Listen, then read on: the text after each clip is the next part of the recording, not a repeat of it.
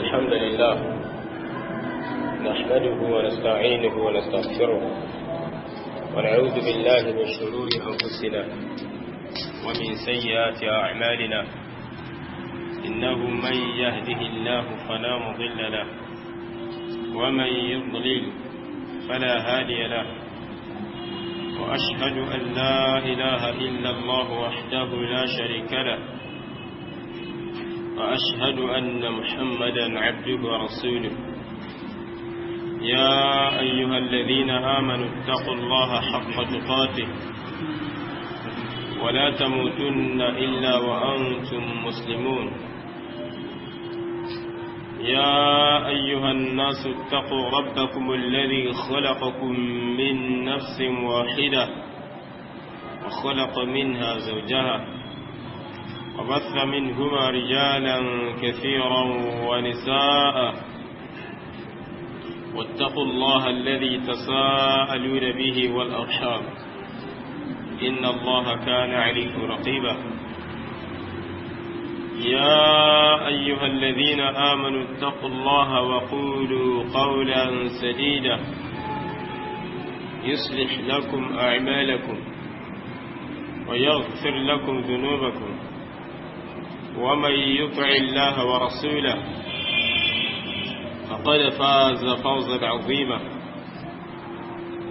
أما بعد فإن أصدق الحديث كتاب الله وخير الهدى هدى نبينا محمد صلى الله عليه وسلم وشر الأمور محدثاتها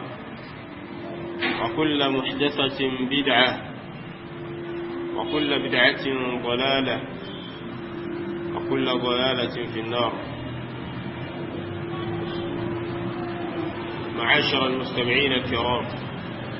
السلام عليكم ورحمة الله وبركاته.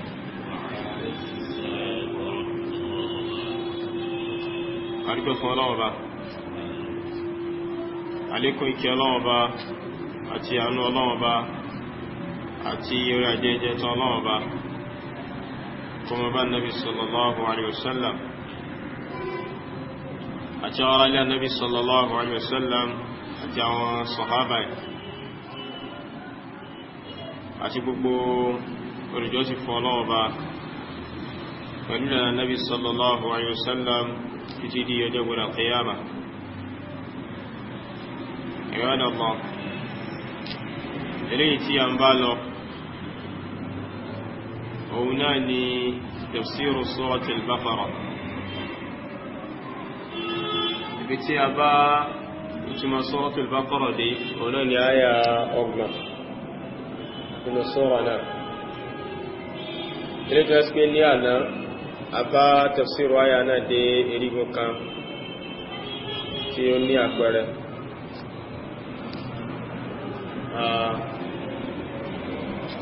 Ṣùgbọ́n àyà yìí àyà kan ni tó jẹ́ sí pé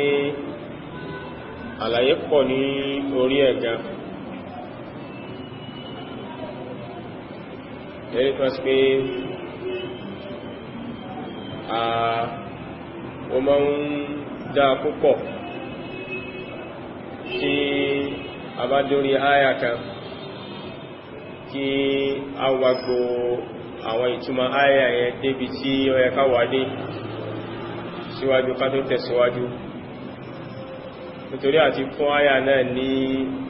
ìwọ rẹ̀ ilé tó yẹ kí a fún, kí a má sáré kọjá lórí àyà kan láì má fún ní àwọn ẹ̀tọ́ rẹ̀ tó yẹ ká fún, torí pé ilé tó pàtàkì jù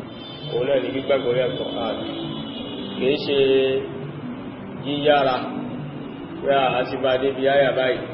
kódà ọya wa àti bá dé bí àyà báyìí, èyí ò kọ́ la fẹ́ lò tí kẹ bá ṣe pé kágbàgbọ́ rí àwọn ìtumọ̀ ìjìnlẹ̀ ilé tọ́nà ọba ìgbẹ́rẹ́ kágbọ́ rí nínú àwọn ọ̀rọ̀ Ọlọ́run Ọba. ó máa ń dá ká farabalẹ̀ ká tú àyà gẹ́gẹ́ bó ṣe ká tú ju kí a sáré kọjá lórí ẹ̀ lọ káàkà túmọ̀ rẹ̀ lérèfè. torí pé ìṣe báyìí ohun gangan náà ń pè ní tafsir, ká fassara àwọn kalimat, àwọn gbólóhùn kọ̀ọ̀kan tó wà nínú àyà Qur'an, gbogbo àwọn ìtumọ̀ tó bá sásẹ́dẹ̀ àwọn gbólóhùn kọ̀ọ̀kan yìí kí a ṣàlàyé ẹ̀ ní fọ́síwẹ́wẹ́. Ká tó wá ṣàlàyé àyà náà lápapọ̀, lẹ́ntọ́ pé a so gbólóhùn yẹn pa àwọn gbólóhùn tí ó wà ní àyà yẹn papọ̀ látọ̀ fi fún wa ní túnmọ̀ òdìdí. tí ó lè báyìí gangan ni ló ń túnmọ̀ sí pé yẹn sí tafsir. látara báyìí a tún sí àgbéyẹ̀wò àwọn àlàyé kọ̀ọ̀kan lórí àyà tí a wà yìí insha Allah lẹ́yìn tí a bá gbọ́ kíkà àyà náà tàbí bismillah. أعوذ بالله من الشيطان الرجيم. وإذ قال ربك للملائكة إني جاعل في الأرض خليفة قالوا أتجعل فيها من يفسد فيها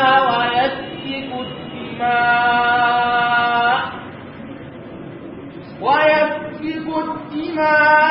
الدماء ونحن نسبح بحمدك ونقدس لك قال إني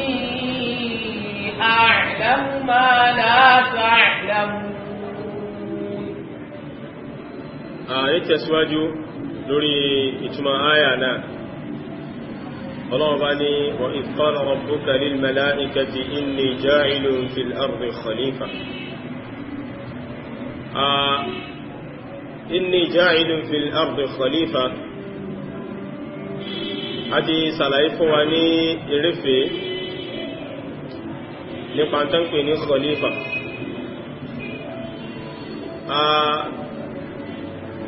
Àmá àwọn àlàyé kan tún bẹ ilé tó yẹ kí a kọ́yẹ ká mẹ́nubà tí kò yẹ kí a má sàlàyé mẹ́nubà nípa ìtumọ̀ khalifa. Nítorí pé níbí báyìí àwọn olùmọ́fà ìdájọ́ kan yọ nínú àyà yìí, nítorí pé insha Allah ta'ala a máa gbé ilé báyìí yẹ̀wò lónìí pẹ̀lú gbọ́lọ́ọ̀bà. ṣùgbọ́n àfáwà Ibn Jarir at-Tabari Imamul Mufassirin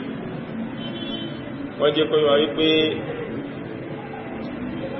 wọ́n ní ìtumọ̀ inni ja'ilun fil ardi khalifa, wọ́n ní ìtumọ̀ ní pé ọlọ́ọ̀bà ní kílá sọ fún wa pé òun fẹ́ dá sórí ilẹ̀ khalifa yakhlufuni fil hukmi bayna khalqi, ẹni tó pé àwọn ni ó máa sojú èmi ọlọ́ọ̀bà ni ó máa jẹ́ àrórẹ́ èmi ọlọ́ọ̀bà lórí ilẹ̀ fil hukmi bayna khalqi, àwọn tó pé àwọn ni wọ́n máa jẹ́ àrólé fẹ́mi ọlọ́ọ̀bà níbi ìmá ṣe ìdájọ́ láàrin àwọn ẹrú èmi ọlọ́ọ̀bà, láàrin àwọn ẹ̀dẹ́ èmi ọlọ́ọ̀bà. ìtumọ̀ khalifa òun náà ni ẹni tí yóò máa jẹ́ aṣojú Ọlọ́run Ọba lórí ilẹ̀, ilé tó ẹ́sì pé òun náà yóò máa ṣe ìdájọ́ Ọlọ́run Ọba lórí àwọn èèyàn, àwọn ìdájọ́ tọ́lọ́run Ọba àlékẹ́ láti ránṣẹ́ látọ̀dọ̀ Ọlọ́run Ọba sí àwọn èèyàn, àwọn ṣẹ̀ríà Ọlọ́run Ọba, àwọn òfin Ọlọ́run Ọba. Ọlọ́run Ọba lóhun fẹ́ dá sórí ilẹ̀ àwọn tí wọ́n máa fi nǹkan yìí ṣe ìdájọ́ láàrin àwọn èèyàn, tí ó máa jẹ́ sí pé ìdájọ́ èmi Ọlọ́run Ọba àwọn ni ó máa jẹ́ khalifa èmi Ọlọ́run Ọba láti máa mú dájọ́ èmi Ọlọ́run Ọba lè kẹ́lá sẹ́lú ilẹ̀. àbáwa Ibn Jarir at-Tabari wọ́n ní kàtọ́ Ọlọ́run Ọba lè kẹ́lá ń sọ ní ẹ. wọ́n wá ní a jẹ́ sí pé khalifa yìí òun náà ni Ànábì Adam alayhi salatu wassalam wa man qama maqamahu, àti gbogbo ẹnikẹ́ni tó bá dúró sípò rẹ̀, ẹni tó bá wà nípò irúkò tí Ànábì Adam wà nígbà nílọ́n. wa man qama maqamahu fi ta'ati Allahi wal hukm bil 'adli bayna khalqihi, àwọn tó bá dúró nípò Ànábì Adam alayhi salatu wassalam àwọn náà kó sínú láyọ̀ khalifa yìí fi ta'ati Allah níbi ma tẹ̀láṣì Ọlọ́run Ọba, torí pé maqama Ànábì Adam ni ẹ كان نبي الله آدم عليه الصلاة والسلام طيعا لله سبحانه وتعالى olùtẹ̀lásí Ọlọ́run bá ní olùtẹ̀lé ẹ̀sìn Ọlọ́run bá lórí ilẹ̀ ni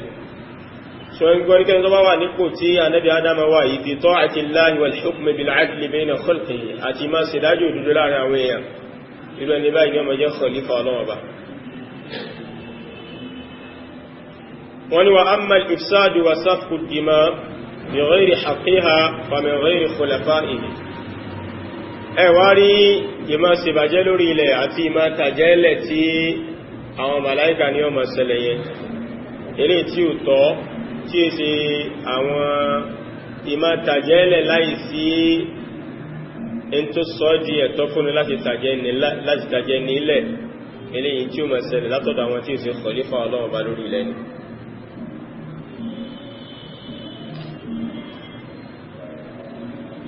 Naam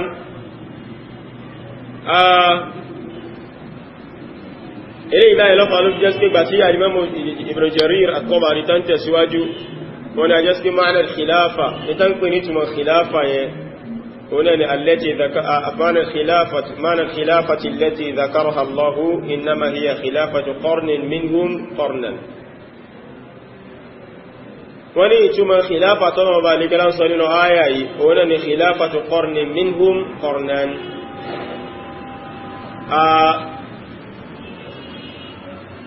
ìmá rọ́pò ara ẹni tí ó máa ṣẹlẹ̀ láàrin àwọn ànábì Ádámà tó jẹ́ sí pé àwọn ìjọ kan ó máa lọ tí wọ́n yẹ pé àwọn ni wọ́n máa jẹ́ khalifa lórí ilẹ̀ tí wọ́n máa mú òfin Ọlọ́run Ọba àlékẹ́lá wá tó sì máa jẹ́ tí wọ́n máa tẹ̀lé Ọlọ́run Ọba lórí ilẹ̀ táwọn yẹn bá lọ tán wọ́n tó fi àwọn míì rọ́pò wọn àwọn míì ò gbàṣẹ́ sí lọ́dọ̀ wọn àwọn míì ò gbàṣẹ́ fún wọn àwọn míì ò gbẹ̀yìn wọn tó jẹ́ sí pàwọn náà ni ó tún máa dúró nípò àwọn ẹni sáájú yìí tó máa tẹ̀lé òfin Ọlọ́run Ọba tó dẹ̀ máa ṣèdájọ́ pẹ̀lú òdodo láàrin àwọn èèyàn pẹ̀lú òfin Ọlọ́run Ọba náà nítorí lébà náà fi ń pe as-Sultanul A'zam olórí tó jẹ́ olórí gbogbogbò fún gbogbo mùsùlùmí àbí olórí àgbà tó ẹ́ pé òun ni ó máa ṣèdájọ́ láàrin àwọn èèyàn náà fi ń pè ní khalifa ẹ̀rí wípé ẹni tó bá jẹ́ aláṣẹ tó jẹ́ sí pé òun ni olórí àwọn èèyàn tó jẹ́ sí pé òun ni ó máa pa àwọn èèyàn láṣẹ òun ni ó sì máa kọ̀bàjẹ́ fáwọn èèyàn òun ni ó máa ṣèdájọ́ láàrin àwọn èèyàn lórí àbòsí tí bá ń ṣẹlẹ̀ lórí wọn láàrin wọn àbí lórí ẹ̀tọ́ ẹlẹ́tọ́ àbí lórí àwọn nǹkan tó yẹ kí a ṣèdájọ́ lé àwọn èèyàn lórí ẹni tó bá wà nípò aláṣẹ báyìí nítorí ẹ̀nà fún pè ní khalifa eléyìí báyìí lọ́pàá ló fi jẹ́ sí pé a ní àwọn tán pè ní khulafa'ur rashidun al-khulafa'u ar-rashidun àwọn tí wọ́n jẹ́ khalifa nabi sallallahu alaihi wasallam àwọn tí wọ́n gbapò annabi lẹ́yìn tánàbí kúta tí wọ́n jẹ́ ní ìmànà ar-rashidun àwọn ẹni ìmànà tí wọ́n gbapò annabi lẹ́yìn tánàbí kúta kí ló tà fún wọn ní khalifa nítorí pé iṣẹ́ tánàbí yìí ṣe nígbà tánàbí wà nílé ayé àwọn ni wọ́n gba ipò iṣẹ́ yẹn nígbà tánàbí kúta wọ́n jẹ́ ni tí wọ́n ń tẹ̀lé òfin Ọlọ́run Ọba gẹ́gẹ́ bá nabi sallallahu alaihi wasallam tí ń tẹ̀lé òfin Ọlọ́run Ọba wọ́n sì jẹ́ ni tó ń lo ìdájọ́ òfin Ọlọ́run Ọba lé àwọn ẹ̀ lórí ojú ọ̀nà tánàbí sallallahu alaihi wasallam fílẹ̀ nígbà tánàbí sallallahu alaihi wasallam kúta ṣùlàfín kò wọ́n ní khalifatu rasulillahi sallallahu alaihi wasallam àwọn tí wọ́n jẹ́ khulafa'ur rasul tí wọ́n jẹ́ àwọn tí wọ́n gbapò annabi sallallahu alaihi wasallam nígbà tánàbí kúta alákọ̀ọ́kọ́ nù wọn òun náà ni Abubakar ni Siddiq radiyallahu anhu khalifatu rasulillahi sallallahu alaihi wasallam òun ni Abubakar ni Siddiq lẹ́yìn rẹ̀ ni Umar ibn al-Khattab òun jẹ́ khalifati rasulillahi sallallahu alaihi wasallam khalifati rasulillahi sallallahu alaihi wasallam ẹni tó gbapò fún Ànábì sallallahu alaihi wasallam tí sí Abubakar ní Siddiq lẹ́yìn rẹ̀ lárí Uthman radiyallahu anhu khalifati rasulillahi sallallahu alaihi wasallam lẹ́yìn lárí Ali radiyallahu anhu òun náà khalifati rasulillahi sallallahu alaihi wasallam oni Umar oni Ali gbogbo àwọn ilé náà kìí khulafa ar-rashidun àmá Abubakar Siddiq oni khalifati rasulillah tọwádó yọ Umar oni amirul mu'minin nítorí wípé yóò ti pọ̀jù ká sọ pé khalifati rasulillahi sallallahu alaihi wasallam takraru ti wà mẹ́ nítorí wọ́n ni amirul mu'minin an amirul mu'minin so yí bá rí sí yìí so Usmanu náà amirul mu'minin ni Ali náà amirul mu'minin ni kò yí bá rí sí yìí so nítorí wípé ẹgbẹ́gbà tí mo ń tó tí mo ń fi ìjẹ́ khalifa tí mo fi sókọ wọn ẹgbẹ́ ó ti ń so nítorí bẹ́ẹ̀ tàbínkù wọn ní amirul mu'minin Umar ibn al-Khattab radiyallahu anhu amirul mu'minin Usman ibn Affan radiyallahu anhu amirul mu'minin Ali ibn Abi Talib radiyallahu anhu gbogbo àwọn eléyìí báyìí náà kí ní khulafa ar-rashidun tó rán Nabi sallallahu alaihi wasallam sọ wípé alaykum bi sunnati wa sunnati al-khulafa ar-rashidin Ànábì ní sunna mi Ànábì ó dọwọ́ yí àti súnnà wọn khulafa'u rashidun khulafa'u jẹ́ jami'u khalifa ṣe báyìí nítorí pàwọn ilé ìbáyìí ni wọ́n gbapò annabi sallallahu alaihi wasallam kò tánàbí wà bàtánàbí kú tán àwọn ni wọ́n dúró sí maqam annabi sallallahu alaihi wasallam wọ́n dúró sí kò annabi wọ́n sì jẹ́ ẹni ìmànà ẹni tí ń tẹ̀lé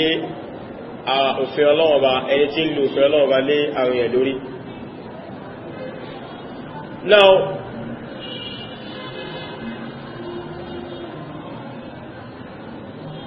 mo ní nínú ẹ̀rọ ti yọ as-sultanul a'zam ẹni tó jẹ́ olórí àgbà fún gbogbo àwọn èèyàn òun náà pè ní khalifa nítorí pé khalafa alladhi kana qablahu ó gba ipò fẹ́ni tó sáájú ẹ̀ faqama bil amri maqamahu òun náà wá dúró sípò àṣẹ ní ipò ẹni tó sáájú ẹ̀ ibi tí ipò tẹ́ni ẹ dúró sí ajẹ́sí pé rẹ̀ ní báyìí khalifa ní jẹ́fẹ́ ní ìsáájú ni ẹ̀.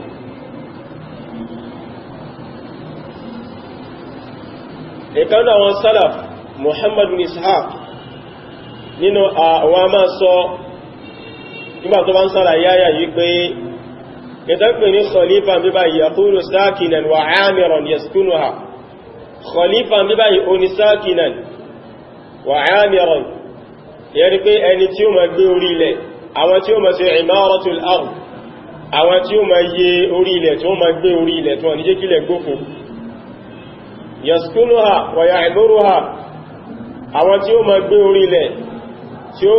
ní tí wọ́n ní jẹ́ kílẹ̀ pa láyún àwọn ẹ̀wọ̀n yìí lọ́lọ́wọ́ bá rí kẹ́lẹ́rùn fẹ́ dá tó yàtọ̀ fáwọn màláíkà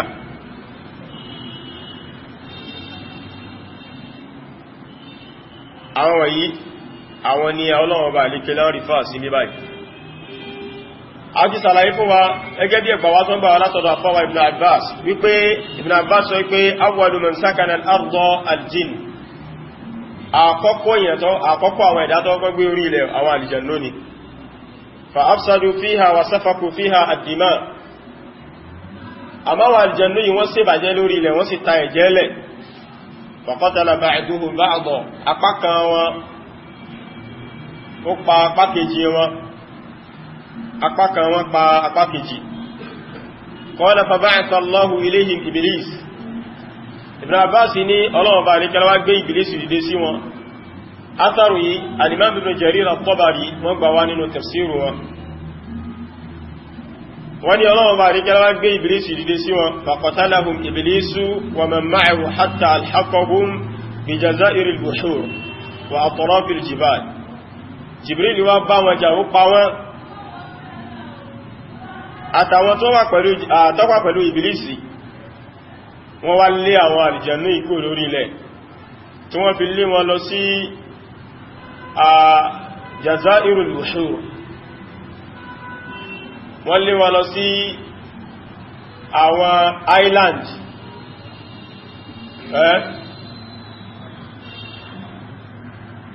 àwọn erékùsù àwọn ilẹ̀ tó wà lórí omi wọ́n lé wọn lọ síbẹ̀. Bákan náà wọ́n lé wọn lọ síbi àwọn òkè. Wọ́n ní lẹ́yìn náà Allah bá lè gbà thumma khalaqa Adama wa askanahu iyyaha. Aw thumma khuliqa Adamu wa askanahu iyyaha. Olóòrùn àbí káàkiri ma'lum bá ṣe kàálẹ̀ kan yana thumma khalaqa Adama wa askanahu iyyaha. Lẹ́yìn náà Allah bá lè kílá wá dá Nabi Adam, Allah bá lè kílá wá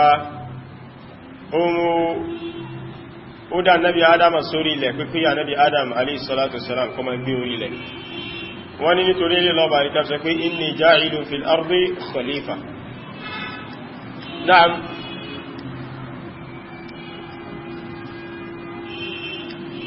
Eléyìí báyìí ó ní ṣókí in tí wọ́n gbà lérò pẹ̀lú khalifa. Ṣẹwárí nínú áyà yìí, afáwa al-Imam al-Qurtubi rahimahullahu ta'ala àti àwọn ọ̀pọ̀lọpọ̀ àwọn olùmọ̀ wọ́n fa ìdájọ́ kan yọ mẹ́. Àwọn al-Imam al-Qurtubi àtàwọn ìmí nínú àwọn olùmọ̀ wọ́n fi áyà yìí sẹ̀rí lórí wujubu nasbil khalifati liyafsila bayna an-nasi fima yakhtalifuna fi.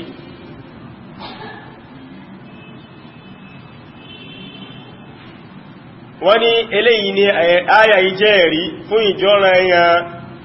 kágbé khalifa dúró lórí ilẹ̀ láti máa ṣe ìdájọ́ láàrin àwọn èèyàn nípa tí wọ́n ṣe yapa lórí ẹ̀.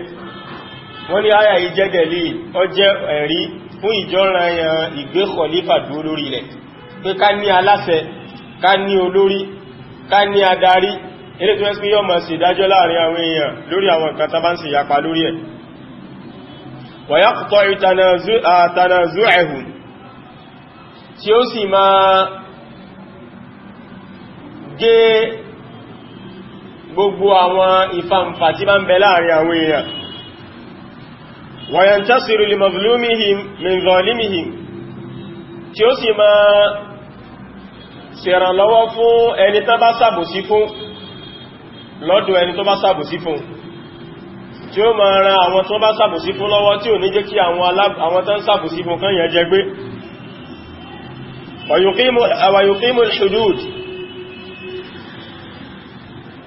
yóò sì máa gbé àwọn ìjìyà àwọn haddu Ọlọ́run bá dúró lórí ilẹ̀. wa yuzajjiru an ta'ati al-fawahish tí ó sì máa ṣe káyì sáwọn èèyàn, tí ó máa lé àwọn èèyàn sá kúrò níbi ìmá ṣe àwọn ìbàjẹ́ lórí ilẹ̀. ila ghayri dhalika min al-umuri al-muhimmati allati la yumkinu iqamatuha illa bil-imam. Àti bẹ́ẹ̀ bẹ́ẹ̀ lọ nínú àwọn àlámọ̀rí tó jẹ́ sí pé ó ṣe pàtàkì, ilé tó jẹ́ sí pé kò rọrùn kí á rí nǹkan yẹn gbé dúró àyàfi ká ní imam. Al-Imam al-Qurtubi àtàwọn míì wọ́n fi áyà sí ẹ̀rí lórí pé ọ̀ranyàn ni kí á ní adarí, ká ní aṣíwájú tí ó máa ṣe gbogbo orú àwọn ṣẹ́ báyìí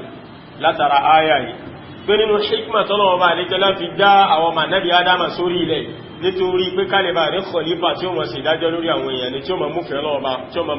tí ó máa kan òfin Ọlọ́run bá nípa lé àwọn èèyàn lórí, tí ó sì máa gba ẹ̀tọ́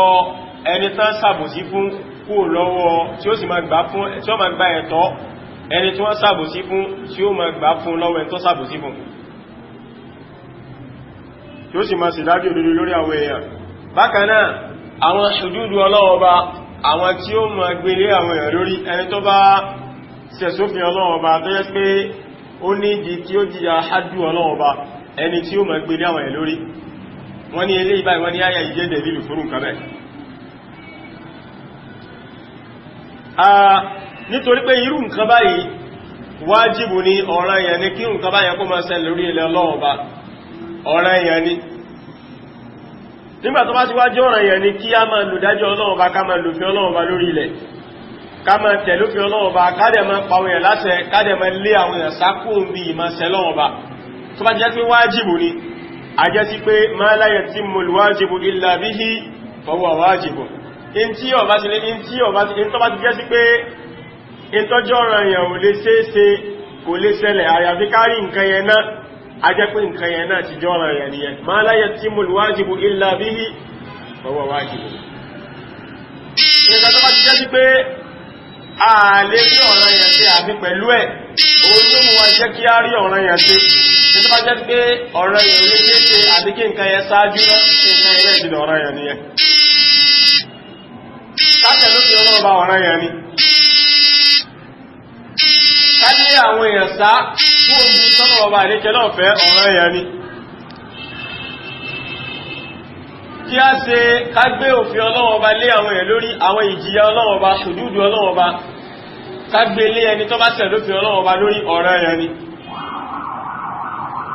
àwọn nǹkan yóò wá lè ṣeéṣe àfi kárí àwọn tí ó máa lo òfin yìí tí ó jẹ́ aláṣẹ àbẹ́ẹ̀kọ́ ni nígbà tó bá jẹ́ pọ́nrán yẹn yóò lè ṣeéṣe àfi kárí àwọn tí ó máa lò láwọn ẹ̀ lórí a jẹ́ pé ká ní khalifa lórí ilẹ̀ ọ̀ràn yẹn ni náà ọ̀ràn yẹn ni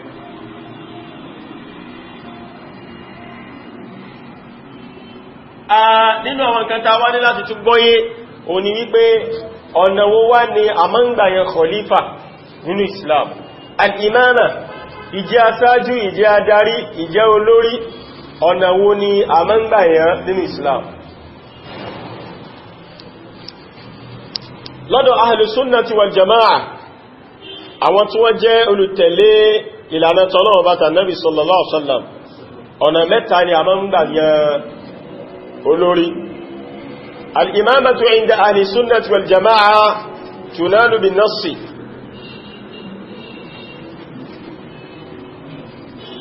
a máa ń yan imama a máa ń yan ìjẹ́ adarí a sì máa ń yan imam ẹni tí ó jẹ́ olórí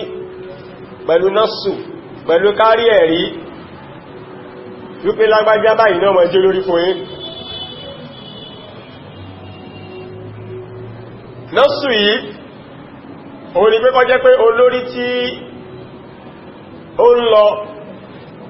nígbà tó bá ti rí pé àsìkò ọjọ́ kú òun ti ń súnmọ́ tápẹrẹ tí ń hàn sí tí á rábẹ̀ pé àpẹrẹ tí ń fara hàn báyìí wípé kò ní pẹ́ mọ́ ká jẹ́ pé ọba tó dá wa ṣe pé èèyàn máa ń dépò bẹ́ẹ̀ inú sẹ̀mí ọmọ ẹ̀dẹ́ ènìyàn nìyẹn fọ́yá látara àárẹ̀ tí ẹ ti pé àárẹ̀ yìí in tó súnmọ́ jù ní pé kíyàn fẹ́ bá lọ àárẹ̀ ìjọ́dá ipá rẹ̀ ọlọ́jọ́ ni tàbí kíyàn dàgbà dé nìkan kíyàn máa wò pé kí ló tó kù tá ń ṣe láyé mọ́ lẹ́yìn ìgbàkígbà ní ọlọ́jọ́ lè dé báyìí kí wá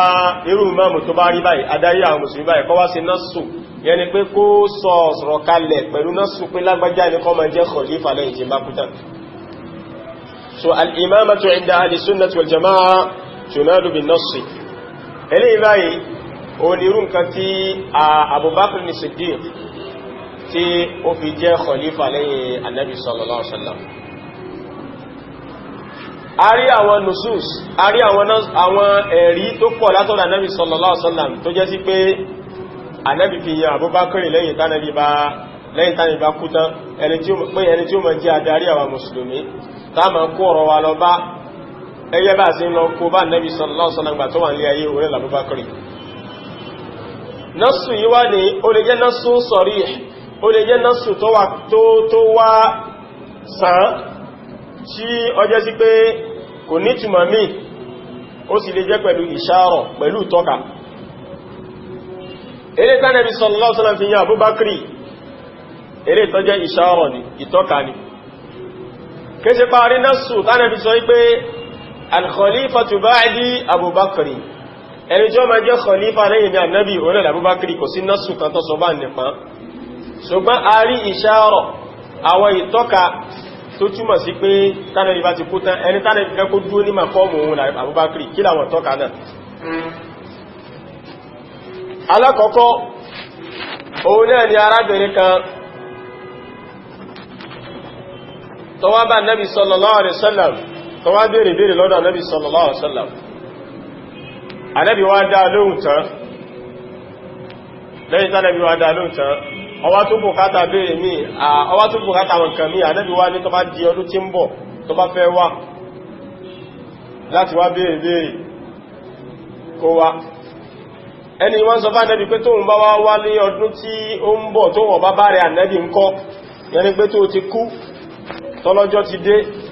ànábì ní kó lọ bá Abubakar ní Siddiq pẹ̀lú eléyìí báyìí ìṣàrọ̀ lànàbí ń jẹ́ kó yé yẹn pé ẹni tí ó gbapò òun lẹ́yìn tó wọ́n bá sí mọ́ ẹ̀rí pé ẹni yìí lọ bá ọlọ́sọ́bá ní pé tó wọ́n bá wá tó wọ́n bá bá ọmọ ń kọ́ ànábì wá jẹ́ pé wáyé pé ẹni tí ó lọ bá yẹn ni pé in tí òun ṣe yìí ẹni tí ó gbapò rẹ̀ lẹ́yìn tó bá kú tán tó wọ́n rẹkọmẹ́ndì fọ́kọ́ lọ bá Abubakar ni ṣe pé iṣẹ́ tánàbí ń ṣe òun lànàbí bọ́ sábúbákiri lọ́rùn yẹn pé tó wọ́n bá ti sí mọ́ ẹni tí ó lọ bá òun lẹ́lá Abubakar ilé ìbá ìjẹ́ pé wá pé ànábì ti sàpẹrẹ pé tó wọ́n bá ti sí máa o ẹni tí ó wà ní mọ̀kọ́mù tó wọ́n wà yìí Abubakar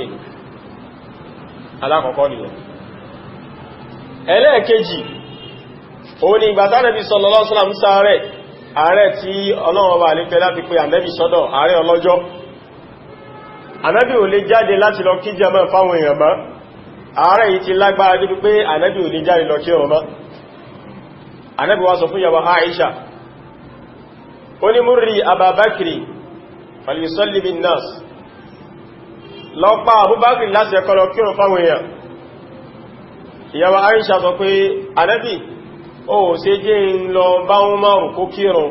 torí pé Abubakri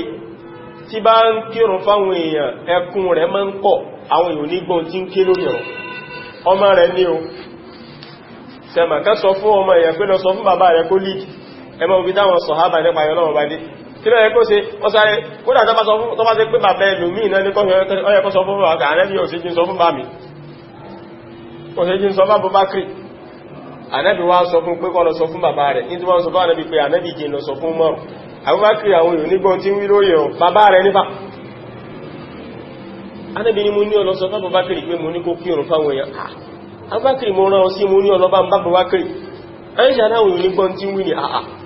ànẹ́bí nítọ̀ ṣe ọfẹ́ wá gbapọ̀ àwọn ọmọ ìyá ànẹ́bí Yusuf kọ́ bí ọfẹ́ ma gẹ́gẹ́ pọ́ ọfẹ́ di àwọn ọmọ ìyá ànẹ́bí Yusuf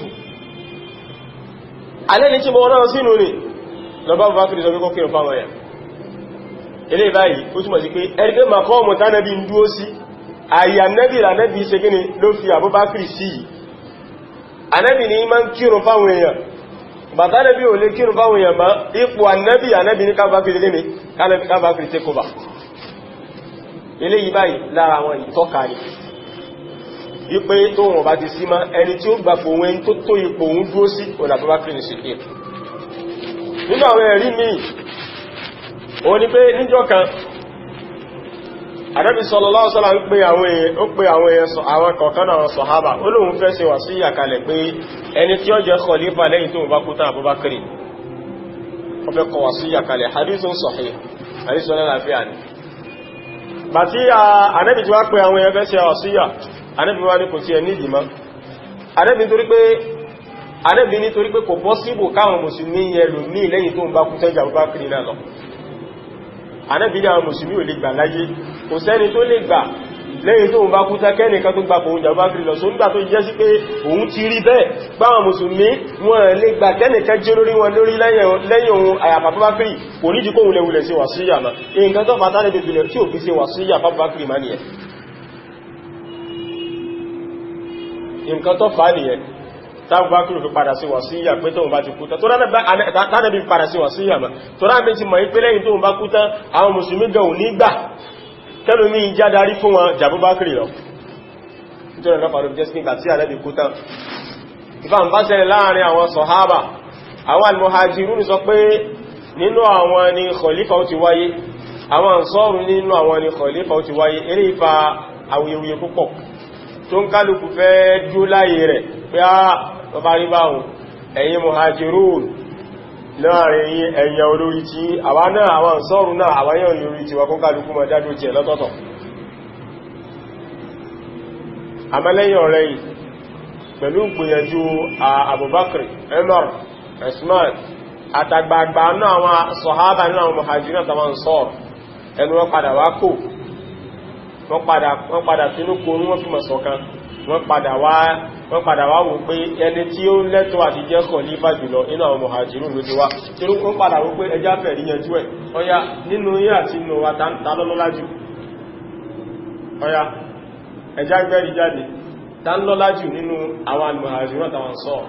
ẹnu wọ́n padà kò yí pé ta bá ní káwòye sẹ́rì ẹ̀yin muhajirun lọ́lá jù àwọn Ansar lọ ẹ lọ́lá jù wá lọ pẹ̀lú àwọn ẹ̀rí tó pọ̀ tó bá ti wá rí báyìí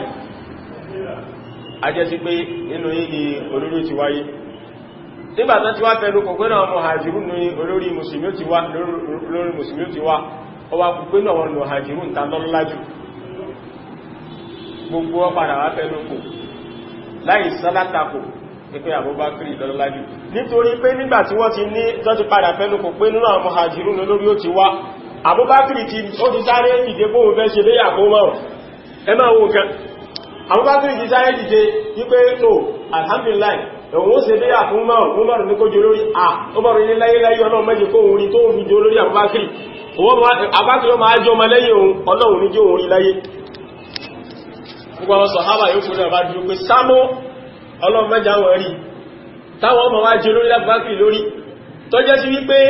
ìgbà tí Ànábì ń bẹ láyé Ànábì sọ bá ní wọ́n bẹ̀rẹ̀ sí máa mú àwọn oríṣiríṣi àwọn ìṣàrọ̀ tánàbí ti sọ nígbà tí mẹ́lẹ́ pé ẹgbọ́n Ànábì sọ báyìí fún àti wípé níjọ́ tí Ànábì ò lè jáde wá kírun ìwọ́n Ànábì ní kò kírun Ànábì àwà yọ́nú sí ọ kọ́ ọmọ jẹ́ aṣíwájú wa nínú ìrun àwà ní yọ́nú sí ọ kọ́ ọmọ jẹ́ aṣíwájú wa lórí àlámọ̀rí ayé wa láìláì àgbọ́dọ̀ yọ́nú sí ọ kọ́ ọmọ jẹ́ aṣíwájú wa lórí àlámọ̀rí ẹ̀sẹ̀ kọ́ sáájú wa kírun kámọ̀ wá yọ́nú sí ìjẹ́ adarí rẹ fún wa lórí àlámọ̀rí ayé wa gbogbo wọn sì panupọ̀ láti yà Abubakar Siddiq ní gbogbo wọn sì ṣe bí Abubakar Siddiq lọ́jọ́ lọ́nà eléyìí báyìí pẹ̀lú nọ́sù nìyẹn alhamdulillah eléyìí báyìí ọpa náà wàhálà tó kọ́kọ́ fẹ́ sáájú ìdílé láàrin àwọn sàhábà lórí tàlórí nínú àwọn tí wọ́n tètè ṣe béyà látara wípé àwọn òsí lára dì nígbà yẹn òní àríwá àti Abdullahi bin Amr bin As àwọn òtètè ṣe béyà nítorí pé kí ni o torí pé wọ́n sí ní tòsí nígbà yẹn ìgbà tí Abubakar rí wọn wọ́n fi ya kí ló ṣe Àlì kí ló tẹ̀ ṣe béyà fún mi Àlì láwọn àwọn òsí ní tòsí ni àwọn náà sì ṣe béyà fún Abubakar lẹ́sẹ̀kẹsẹ̀ pípẹ́ tí a lè ṣe pẹ́ ṣe bẹ́ àbábákìrì àwọn ṣíà fẹ́ àwọn mùnàfikún torí mùnàfikí làwọn ṣíà wọ́n bẹ́ gbàbẹ̀ yẹn ṣẹ́yọ pé a jẹ́ pé a lè yọnú sí khilafa Abubakiri pé tọ́ pé wọ́n padà jẹ́ ń pa túláàsì ló padà ṣe bẹ́ àbábákìrì nítorí pé lójú òfin ṣe bẹ́ àfún nígbà àkọ́kọ́ àwọn mùnàfikún fẹ́ gbàbẹ̀ yẹn wọ́n gbàbẹ̀ títí lónìí wọ́n ní ẹ̀rí nìyẹn pé a ní ọ̀yọ́nú sí ìdáfà Abubakar wallahi ìrọ́ ni pé a lè kàn padà sí bí i ọ́ndájú rẹ̀ sí ni pé tipátipá ló padà sí bí i Abubakar ìrọ́ ni kò sí nǹkan tó fà á nítorí pé àwọn Ṣíà mú sọ fún pé mùnáfíkí ni wọ́n pé báyìí sí yìí so wọ́n mọ̀ láti fẹ́ da Islam ní wọ́n fẹ́ dá omi àlàáfíà Islam wọ́n fẹ́ dàrú now pẹ̀lú nọ́sù ní ẹ̀. Ají máa ń máa pẹ̀lú ìmá ìṣàrọ̀, a máa yan olórí pẹ̀lú ìṣàrọ̀, méjèèjì mo ti sàlàyé pẹ̀lú tàbákìrì, ìmá bí nọ́sù, pẹ̀lú kọjẹ́ sí pé nọ́sù ọ wà pé lágbájá ni ọjọ́ ọkọ̀ ní falẹ́yìn mi, àríbi ìmá pẹ̀lú ìsàpẹrẹ, àrí ìmá látọ̀dà tàbákìrì Siddiq. A sì rí nọ́sù náà lọ́tọ̀dà Abubakar Siddiq ló fi jẹ́ pé nínú àwọn àdísúnà gbà pé pẹ̀lú nọ́sù àti ìmá àti ìṣàrọ̀ ní àdẹ́bìbì Abubakar tó yí bá ní sí yìí so ala kulli hal ọ̀nà alákọ̀ọ́kọ́ ni ẹ̀ta fi ń yẹ olórí ọ̀nà ẹlẹ́ẹ̀kejì ta fi ń yẹ olórí lọ́dọ̀ ahlu sunnati wal jama'ah àwọn tí wọ́n ìlànà tọ́lọ̀ bàtà nẹ́bì òun náà ni istikhlaful khalifati kí a rí pé khalifa tí ó sáájú kóhun kó ṣe oúnjẹ ẹlòmí lẹ́yìn tí ẹ̀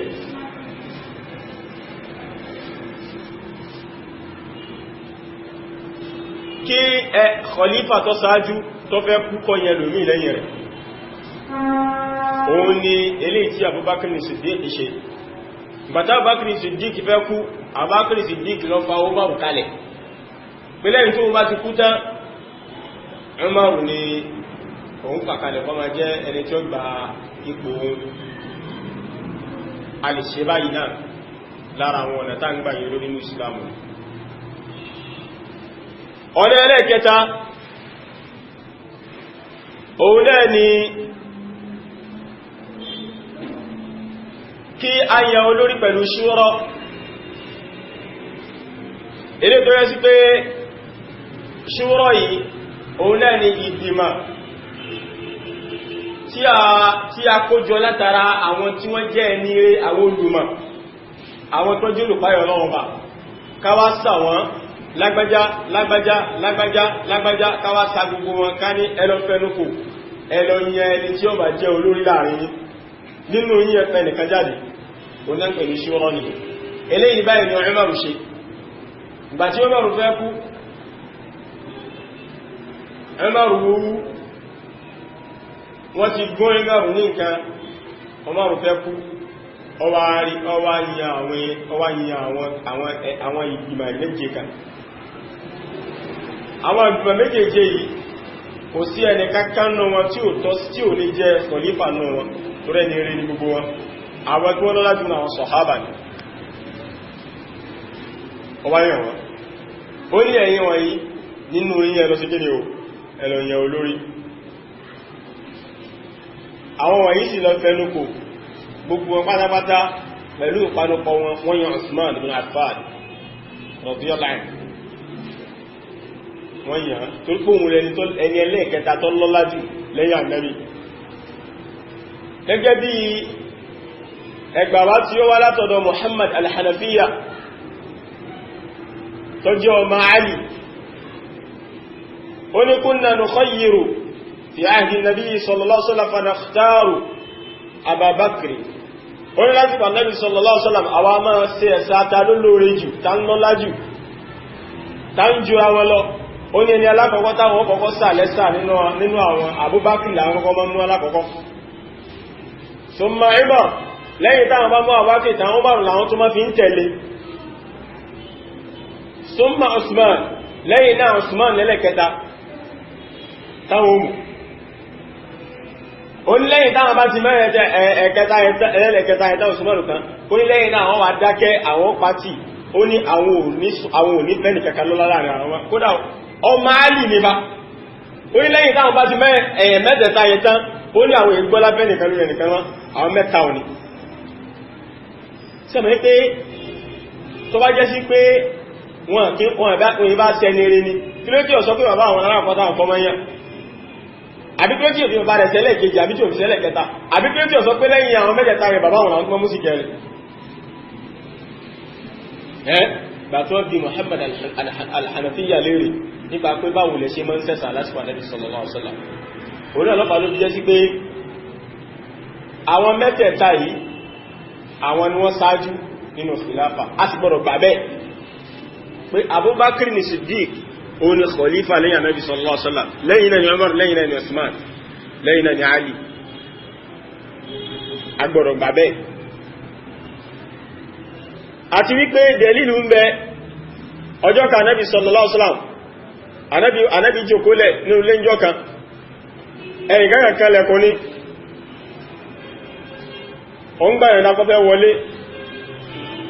Ànábì wá sọ fún èèyàn kan pé ẹ lọ sílẹ̀kùn fún ẹsì bá ń fún ní rọ̀kọ́ màrìjánà ni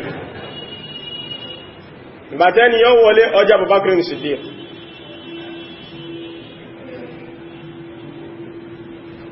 nígbà tó tún ṣe sáà ẹnìkan tó kẹlẹ̀kùn òun náà gbà ìrìnà kọfẹ́ wọlé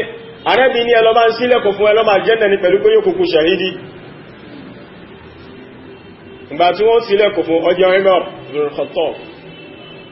ẹlẹ́lẹ́kẹta tó kẹlẹ̀kùn òun náà ń gbáyọ̀ndá Ànábì ní ẹlọ bá ń sílẹ̀kùn fóun náà ẹni yóò náà wọlé pẹ̀lú àdẹ́wò ọmọ àlìjẹ́nà ni yóò kúkú ṣẹ̀rí pẹ̀lú àdẹ́wò kan tí ó ṣẹlẹ̀ sí ìgbà tí ó sílẹ̀kùn fún ọjọ́ Usman ibn Affan radiyallahu anhu majma'in gbogbo àwọn eléyìí báyìí lójú kó yọ pé àwọn mẹ́tẹ̀ẹ̀ta yìí wọ́n ṣáájú níjọ́ kan Ànábì sallallahu alaihi wasallam wà lórí òkè Uhud. Òkè Uhud wá bẹ̀rẹ̀ sí máa mì. Òkè Uhud bẹ̀rẹ̀ sí máa mì. Gbogbo àwọn ẹ̀rí tí mo ń wí ẹ lọ wọnú Bukhari, ẹ lọ wọnú Muslim, tẹ́ bá lọ wọnú Manaqibu Sahaba. Ipò àwọn Sahaba. Tẹ́ bá ń ṣàlàyé nípa ipò Abubakar inú ẹ̀sìn Umar Usman, gbogbo àwọn hadisi mo rí wọn kó wá síbẹ̀. Òkè Uhud bẹ̀rẹ̀ sí máa mì. Ànábì ní òkè Uhud sí mì. Kí ló dé tó mì? Ọmọ wa táwà lórí rẹ̀, èmi Ànábì ni àtàbúbákiri àtàwọn tí ó kúkú ṣẹ̀yìdí méjì náà lùmọ̀ yìí, Umar àti Usman ní jọ́nà lọ. Àwọn táwà lórí rẹ̀ nù, ẹwú ọlá ìbó ṣe lágbára tó. Olọ́pàá ló jẹ́ sí pé ìgbà tí àwọn ṣúrọ̀ yìí tán fẹnukò tí wọ́n jókòó tán finúkonú, gbogbo wọn gbà tán gbé èríyẹ̀ wọn rí pé káì, báàbá ní ibò náà lọ mara, Usman yọjú gbogbo wa lọ. Kò sí ẹni náà tọ́lọ́lá tó Usman náà wọn. Usman tó ẹgbá nẹ́bí ma ń ti jú ẹ̀.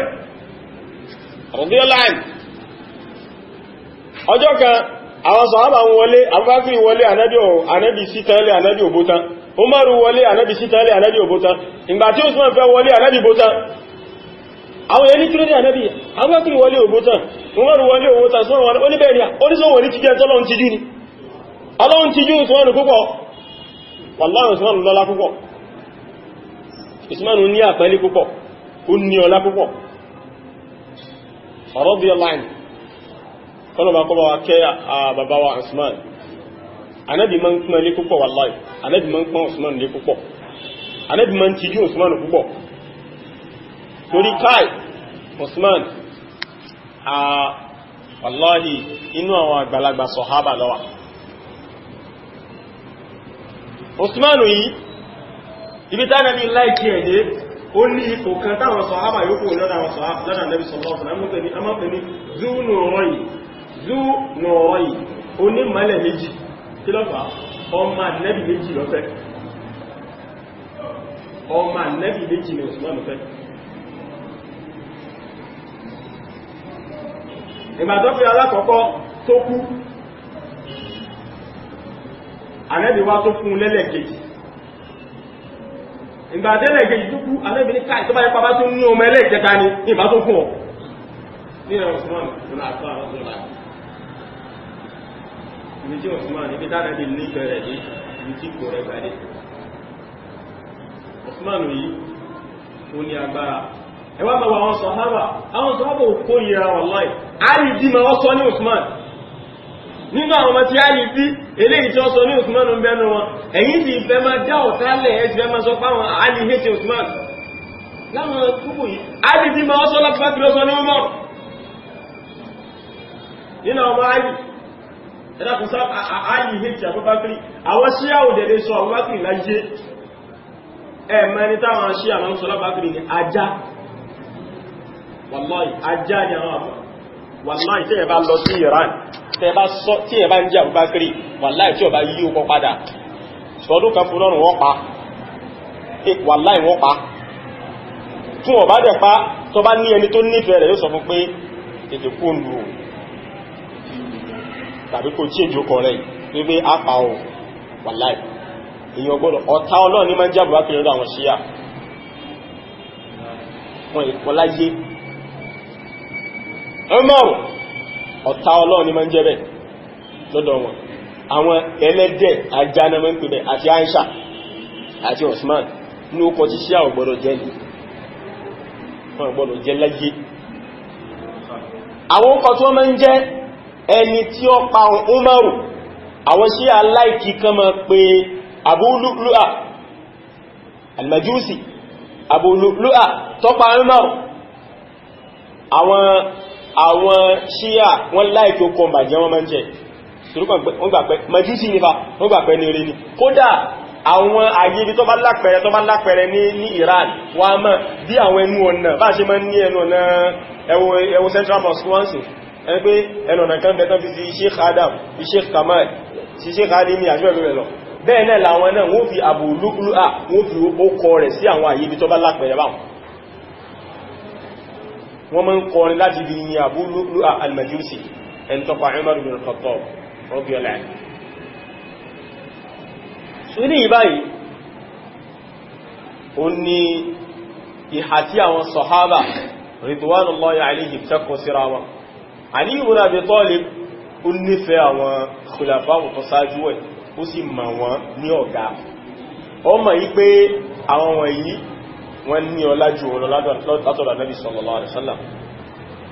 Bó ti ẹ̀ jẹ́ sí pé àwọn ẹ̀rí wá tó pọ̀ lórí ọlá Ali náà. Ali ní ọlá ló fi jẹ́ pé ibi tí Ali ní ọlá náà tàbí náà ní ọlá dé àwọn àfáà ṣe ìfàǹfà tàlẹ́ tó jura wọn lọ láàrin Ali àti Usman.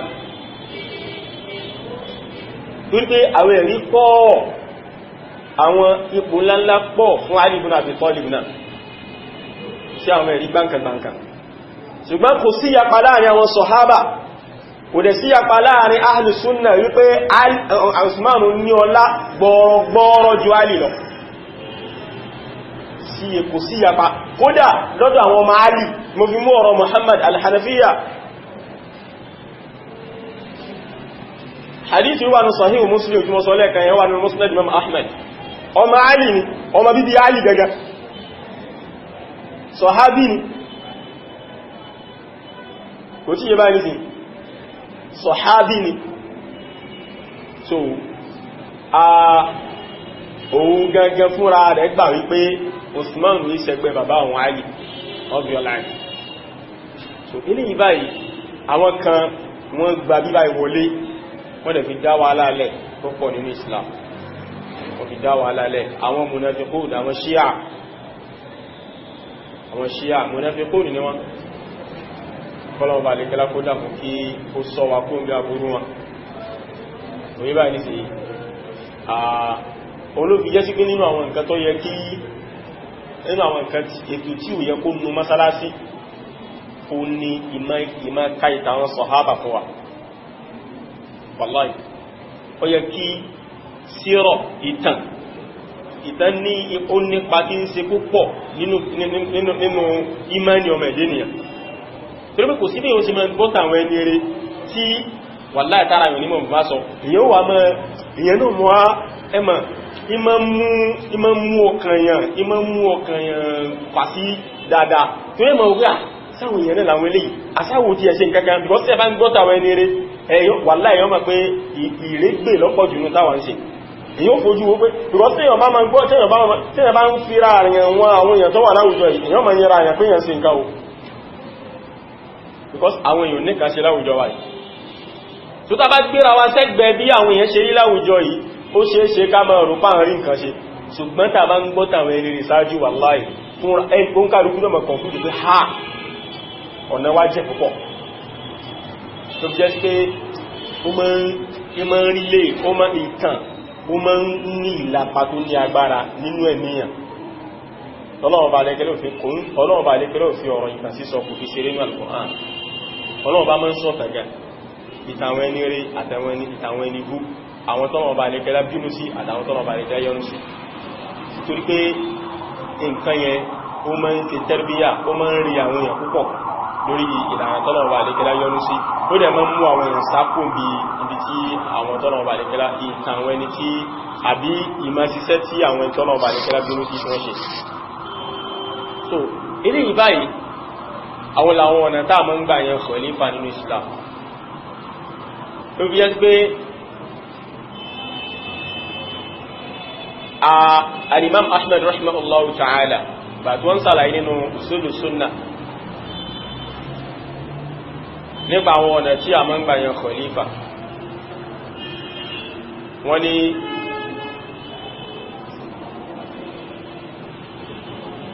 al-jihad ìmá ṣe jihad sí jọ̀nà Ọlọ́run bá wọ́n ní yóò máa lọ títí lọ́jọ́ gbẹ̀dẹ̀ al-qiyama ni pẹ̀lú àwọn umara wa abẹ́wọn láti máa ṣe jihad àwọn láàmà tẹ̀lé ṣe jihad ọgbà tó wọ́n ń sàlàyé wọ́n wá ní àwọn ọ̀nà tá àwọn khalifa yìí àwọn ilẹ̀ tó yẹ́ sí wípé ijtama'a an-nasu alayhi àwọn tó yẹ́ sí pé àwọn èèyàn ni wọ́n pawọ́pọ̀ ni wọ́n yàn wọ́n àwọn tí ó máa jẹ́ khalifa wa nìyẹn waman aliyahu bis-sayf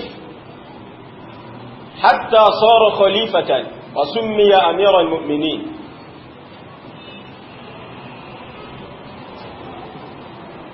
Imam Ahmad ní àbí ẹni tó bá jẹ́ pé ó bá borí àwọn èèyàn ó jàjàjàjàjà ló fi borí àwọn èèyàn ló fi gbàjọba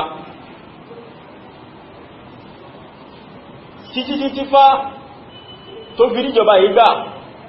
táàtí fi ń pè ní Amirul Mu'minin ó ti di Amirul lé wa lórí ó ti dọ̀ràn ẹ̀yàn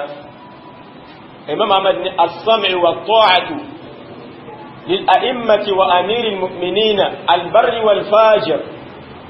wọ́n lọ́jọ́ ràn ẹ̀ lé wa lórí ká máa gbọ́rọ̀ sí àwọn olórí wa lẹ́nu ká dẹ̀ máa tẹ̀ láṣẹ wọn as-sam'u wa at-ta'atu lil a'immati wa Amiril Mu'minina al-barri wal-fajir wọ́n ní a máa tẹ̀lé wọn wọ́n ní wa man ijtama'a an-nasu alayhi wa radu bihi àti gbogbo ẹnikẹ́ni tí àwọn èèyàn bá pawọ́pọ̀ lé lórí tí wọ́n fi yàn ní khalifa tí wọ́n sì yọ́nú sí wa man ghalabahum bis-sayf nínú riwaya mi wa man aliyahum bis-sayf hatta sara khalifatan wa summiya amiral mu'minin àti gbogbo ẹnikẹ́ni tó bá borí àwọn èèyàn tó yẹ kó jà ní àwọn wọ̀nyí yóò máa jẹ́ àmírù lé wa lórí a sì máa tẹ̀láṣẹ wọn so even pẹ̀lú nọ́sù yìí ó jẹ́ pé wáyé pé àwọn ọ̀nà táwọn máa ń gbà ya àmírù ò ní kọ́ yẹ pé àwọn èèyàn ni wọ́n pawọ́pọ̀ yàn tàbí kọ́ jẹ́ sí pé òun ló jáde lé àmírù tó ṣáájú rẹ̀ lórí ó sì sọ sí oríjọba gbà lọ́wọ́ ẹ̀ tó bá ti lè gbàjọba lọ́wọ́ ẹ̀ gbọ́dọ̀ jáde léhun lórí mọ́ ẹ gbọ́dọ̀ gbà yí pé aláṣẹ yín náà nìyẹn a máa tẹ̀láṣẹ rẹ̀ ó ti di àmírù nìyẹn kò yẹ bá ní sí so ló fi jẹ́ pé nínú àwọn ọ̀nà tí a ń gbà yan khalifa ní Islam nìyẹn ó jẹ́ sí pé ìjìmáìwò àwọn afá ní ìjìmáìwò alìlhálí wàl'áqdì ìjìmáìwò ìpanupọ̀ àwọn olùmọ̀ tí wọ́n mọ̀ nípa bá ṣe ń yanjú nǹkan nínú ẹ̀sìn bá ṣe ń tú nǹkan bá ṣe ń dé tàbá fẹ́ ta kókó nǹkan àbí tàbá fẹ́ tú nǹkan àwọn náà gbìnrin alìlhálí wàl'áqdì ìjìmáìwò wọn òun láàmà fi yan khalifa kìí ṣe pé gbogbo pátápátá òun náà ni a gbọdọ̀ ṣe ìjìmáìwò lé lórí kò rọrùn bẹ́ẹ̀ òye bá ní sí so àmọ́ tí àwọn tá pè ní alul halli wal aqdi tó bá ti fẹ́ lókò wípé lágbájá ni àmírù wa ó ti di àmírù wa mùsùlùmí nìyẹn òye bá ní sí àbí àwọn ọ̀nà tí mo ti kà sáré tẹ́lẹ̀tẹ́lẹ̀ yẹn àbí pé òun náà ló ti ẹ̀ jàjàjàjà tó fi lé àmírù tó wà lórí ipò tó fi lé sọ̀kalẹ̀ tó fi wá gbapò mọ́ lọ́wọ́ tó bá ti lè gbapò mọ́ lọ́wọ́ báyìí àlẹ́tò àti jáde lé lórí mọ́ nítorí pé ìsìláàmù fẹ́ in tí a ma wá ta ìjẹ́ ara wa sílẹ̀ àbí tí àlàáfíà táàmù wá di omi àlàáfíà lóru sóhun sáti ọ̀nà tí ò tọ́ lọ́gbà débẹ̀ ṣùgbọ́n tó bá ti lè débẹ̀ ó ti dé lórí náà nìyẹn kódà kọjẹ́ pọ́nà tí ò tọ́ náà lọ́gbà débẹ̀ ó ti yé báyìí nìyẹn ó ti dé lórí náà nìyẹn tó bá ti lè dé lórí ó ti dé lórí nìyẹn tó bá ti lè succeed àwa ìlókù náà àtọ́ wá gbọ́dọ̀ gba ọ̀nà tí ò tọ́ léwu náà kó lórí mọ́ pé báyìí sì agbàpọ̀ náà bá bẹ́ẹ̀ ni a sì máa tẹ̀láṣẹ rẹ̀ títọ́ náà bá lè kẹ́rẹ́ fi lásìkò rẹ̀ tó a sì ní jáde lé lórí pé báyìí sì so àwọn ọ̀nà wọ̀nyí òun la máa fi ń yẹ lórí inú Islam now àwọn olórí wà ní àwọn ni wọ́n máa pàṣẹ jihad fún wa abẹ́ wọn láti máa ṣe jihad àwọn ni wọ́n máa kéde ìbẹ̀rẹ̀ àwẹ̀ àti ìtúnu àwẹ̀ fún wa pé báyìí sì lára àwọn tá a máa ṣe pẹ̀lú wọn nìyẹn àgbọ̀dọ̀ ṣàkàṣẹ wọn agbọ̀dọ̀ máa tẹ̀láṣẹ wọn ṣe bá ní sí ààrẹ gbọ́dọ̀ wà láì lólórí Ànábì ní man mata wa laysa fi 'unuqihi bay'atun mata maytatan jahiliya Ànábì ní gbogbo ẹnikẹ́ni tó bá kú tí ò sí bí àlọ́run rẹ̀ ikú jahiliya ló kú tó ló fi jẹ́ tó gbogbo bá ṣe wà ìfẹ́ à ń bẹ lọ́rùn wa àṣì láláṣẹ aláṣẹ àwa mùsùlùmí ní Nàìjíríà yìí tó ní Sultan Sokoto pé bá ní sí tó yẹ sí pé ìjọba gan ṣe recognize pé aláṣẹ àwa mùsùlùmí o ẹni tó yẹ sí pé ká tó lè sọ pé nǹkan báyìí yóò máa ṣẹlẹ̀ láwùjọ àwa mùsùlùmí officially àti ká gbọ́ látẹnu ká gba àṣẹ látẹnu Sultan Sokoto ẹni pé tó bá kéde ìbẹ̀rẹ̀ tí federal government tó bá kéde bẹ̀rẹ̀ rẹ̀ ẹni tí àṣẹ Sultan Sokoto ni wọ́n sọ pé Sultan Sokoto ó declare pé ọ̀la o òní Ramadan bẹ̀rẹ̀ tí ó bá láṣẹ wà ní tábà tó ẹ̀tún ma watch tábà tó fẹ́ túnú sí a tún bá àṣẹ lọ́dọ̀ sultan Sókótó ni torí pé àwọn ni lórí àwa mùsùlùmí àsìgbọ̀rọ̀ wọn tẹ̀lé àṣẹ wọn bí àwọn dẹ̀ ń bẹ lọ́rùn wa gbogbo àwọn wọ́n dábàá ìlànà bí yà lọ́rùn pẹ̀lú bá ní sí ẹlòmíwà lè mọ̀rọ̀ pípa olóhun ṣe àti ṣe ìbẹ̀tò kan mọ́ ní torí pé kèje gbogbo àwọn wátá náà lágbọ̀dọ̀ lọ ṣe déyà fún lórí táwọn tó jẹ́ aláṣẹ wọn bá ti ṣe déyà fún lórí àdéyà àti wọn kò ní déyà àwọn ọmọlẹ́yìn wọn ṣe bá ní sí déyà àti àwọn aláṣẹ kò ní bá ṣe ń ṣe lásìkò ànẹ́bì sallallahu alaihi wasallam yẹn tó bá fẹ́ ṣe déyà lásìkò ànẹ́bì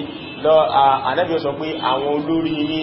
ẹ jẹ́ kan wá ṣe déyà fún mi táwọn olórí bá ti ṣe déyà àdíṣàwọn tó fọ́dà sí Muslim yóò máa jẹ́ déyà fún àwọn ọmọlẹ́yìn tó ṣe bá ní sí so ala kulli hal ibi tí a ti débẹ̀ ni ọ̀rọ̀ khilafa ilé tó jáde nínú àyà yìí wípé àyà yìí jẹ́ delil lórí ìjẹ́ ìyẹn khalifa lórí ilẹ̀ nítorí pé ìyẹn khalifa yìí òun ni a fi máa gbé àwọn àṣẹ Ọlọ́run bá kan dúró ilé tó jẹ́ ọ̀ranyàn lé wa lórí ṣe bá ní sí yìí so tí kò bá ti sí khalifa àwọn nǹkan wọ̀nyí kò ní ṣẹlẹ̀ Allahu a'lam. Naam lẹ́yìn eléyìí báyìí eléyìí tó tún kà tí ó tún pàtàkì láti ṣe àgbéyẹ̀wò rẹ̀ òun ni wípé ǹjẹ́ ó tọ́ kí a ní ìmáàmù méjì ǹjẹ́ ó tọ́ nínú Islam ká ní olórí méjì eléyìí báyìí ò tọ́ rárá tí a bá rí olórí méjì nínú Islam ẹyọ kan nínú wọn ó gbọdọ̀ step down fẹ́lẹ̀ kejì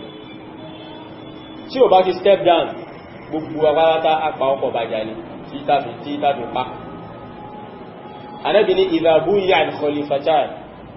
faqtulu al-akhira minhuma Bukhari àti Muslim ló gba àdísù yẹwà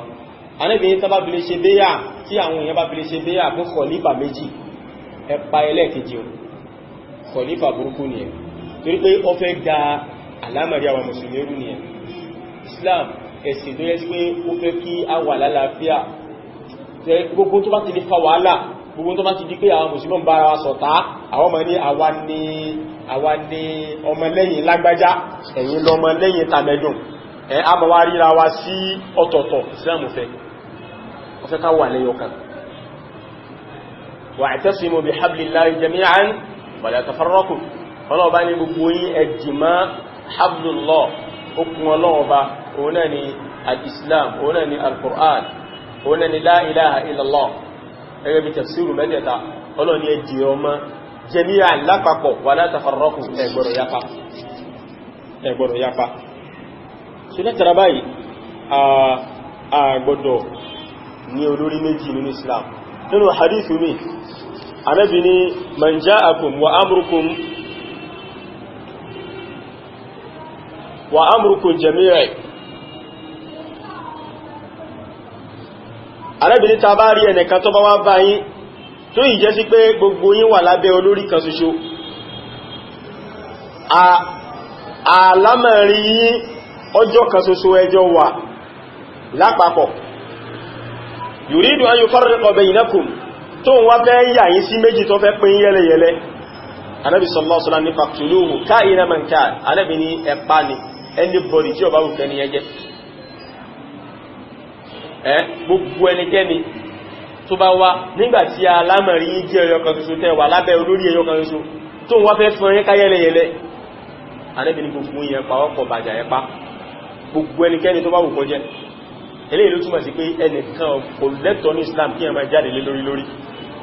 torípé ẹni tó bá jáde lé lórí lórí ó fẹ́ fún àwọn mùsùlùmí ká nìyẹn ó fẹ́ fà rọ́pọ̀ wa nìyẹn gbogbo pátápátá lágbọ́dọ̀ bàjá ápa ni kìí ṣe nípa kèfèrí nípa albari ẹni tí ó gbẹ́rù gbẹ́rí sáwọn ọmọ ìyá rẹ̀ lórí náà ń pè ní buhot àwọn tó bá pọ̀ nú wọn náà ń pè ní buhot rí bá ní sí bá ṣe parú wọn nìyẹn ṣe bá ní sí so Ànábì ò fẹ́ kí ẹnìkankan kó fa ìjẹ́ ọ̀kan ṣoṣo wa mùsùlùmí kó fàyà rárá bó ti wùlẹ̀ kó ma tá bá ti rí ìyàn tó fẹ́ ṣe bẹ́ẹ̀ ẹmú kó lẹ́ni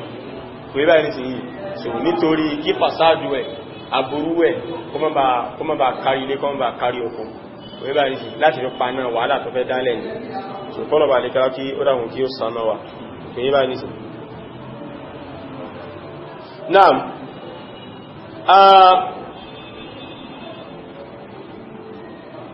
eléyìí báyìí ó ní mawqifu ahli sunnati wal jama'a nípa nǹkan tí a ń pè ní khalifa kò yí bá ní sí.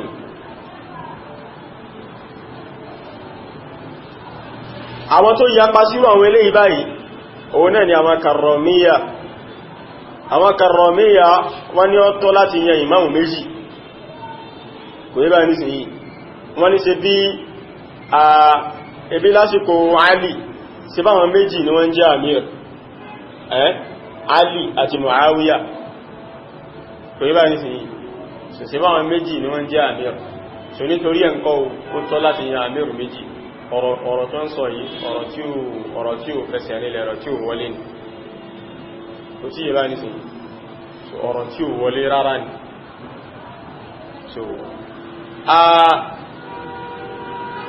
kéèsì olórí méjì ní mẹ́ngbà ní lọ́hùn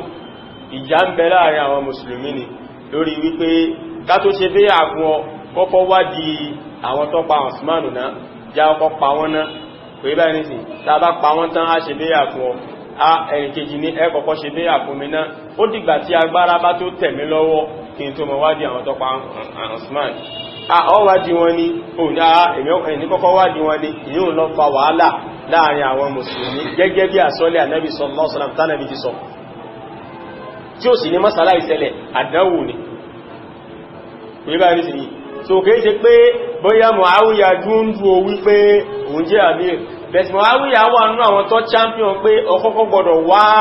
ìdí ikú tó pa Usmanu náà síwájú ká tó ṣe bẹ́yà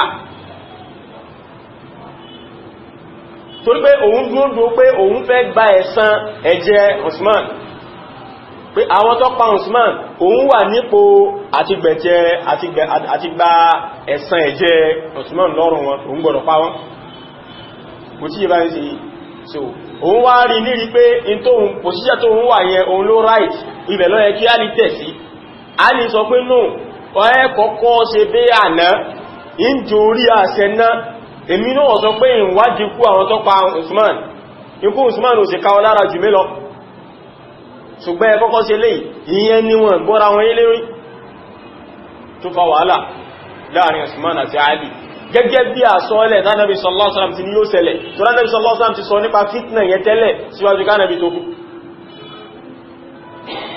Àwọn méjèèjì dẹ̀ ní ìṣìhàd ló ń kálukú wọn ṣe lórí tí ó hàn sí wọn pé èlé ló yẹ kọ́kọ́ ṣáájú èlé ló yẹ kọ́kọ́ ṣáájú kò sẹ́ni kankan náà méjì tó jẹ́ni tó ṣẹlọ́ ọba ẹni tí ó correct inú wọn gbalada méjì ẹni tí ó correct inú wọn gbalada kan kò yí báyìí sí so ìyẹn ìlà wọn karramiyya na fẹ́ dúró lórí pé ó tó kí ni ó tọ́ka yan àmẹ́rù méjì kìí ṣe kí wọ́n ṣe bẹ́ àfámẹ́rù méjì lásìkò ní ìjà ló ṣẹlẹ̀ láàrin àwọn sọ̀hábà kò yí báyìí sí so tí Ọlọ́run bá lékẹ́lá sí ó dẹ̀ ti fún wa ní ìrò nípa nǹkan yìí tẹ́lẹ̀tẹ́lẹ̀ látorí ahán Nabi sallallahu alaihi wasallam pé nǹkan yẹn yóò ṣẹlẹ̀ kò yí báyìí sí náà so náà nítorí àsìkò so àsìkò ti lọ gan àmọ́ mo fẹ́ ká gbìyànjú kí a parí àyà yìí so ilé tó tún ọ̀rọ̀ tún díẹ̀ tó wà ń bẹ ó ní ọ̀rọ̀ at-tasbih wa nahnu nusabbihu bihamdika wa nuqaddisu laka láti ṣàlàyé pé nǹkan tán pè ní tasbih lọ́dọ̀ àwọn olùmọ̀ nípa tafsir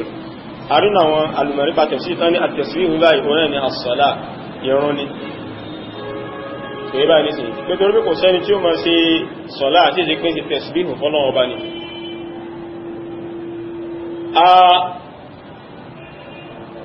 a sì nínú àwọn olùmọ̀ nípa tafsir tán ní ìtumọ̀ tasbih ó tún tẹ̀síwájú kọjá sọ̀lá nìkan pé ìtẹ́ tasbih ìsàfọ̀mọ́ fọ́lọ́run ọba náà eléyìí tá ń ṣe yàtọ̀ fóòrùn kíkí náà wọ́n wà nùkan táwọn màláíkà sọ páwọn sí fọ́lọ́run ọba pé àwọn màláíkà ń kọ́ wọ́n sí tasbih fọ́lọ́run ọba yàtọ̀ fún wọ́n kírùn ó yẹ jẹ́ pé ìrun náà wà lára tasbih wọ́n dẹ̀ ń ṣe taqdisu fọ́lọ́run ọba wa nuqaddisu bihamdik at-taqdisu náà ni at-tathhir ká sí àfọ̀mọ́ nǹkan